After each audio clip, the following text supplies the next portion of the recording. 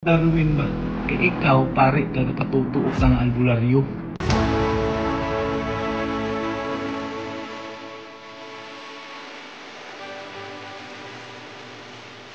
Lain na usab nga albularyo ang sugo pag-ayo ni Father Darwin kay matud pa niya nagpatuo si Father Darwin nga albularyo. Una, asa ka ni siya nakapunit ni maong pamasangil kay bisan sa makausa wa man gayud magpatuo si Father Darwin nga albularyo. Gani mipahayag pa man ang maong pari nga wala si gahom. Kung adunay mamaayo kini kabubuton sa Dios. Lahi sa mga albularyo kay ila gayud ni ipakita sa tanan ang ilang gahom sa dihang sila motambal sa mga pasyente. Una na to ipakita ato sang ipadayon ang pamahayag sa mga albularyo.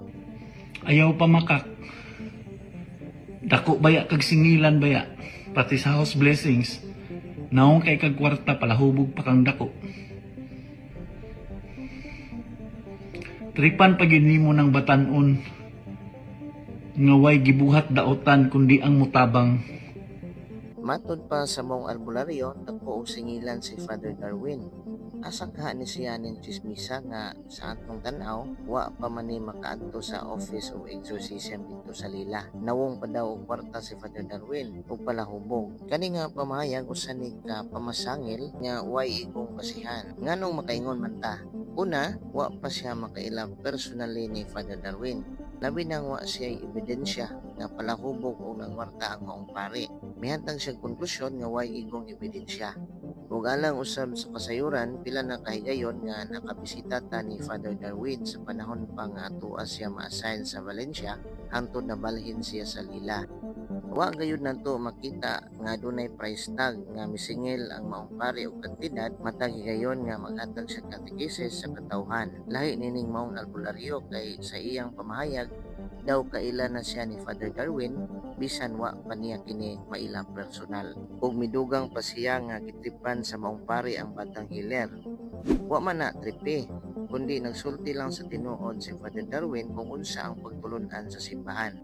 Pagsabot raw sagda sa iyang kasuko kay kasagaran sa mga albularyo nga wa pa ma-process, ilabihan ang ilang kasuko ngadto sa mga exorcist.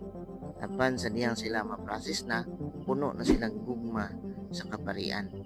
Ato usab paminawon ang pamahayag ni Father Darwin nga puno sa pagka mapaumsanon ngadto sa mga albularyo.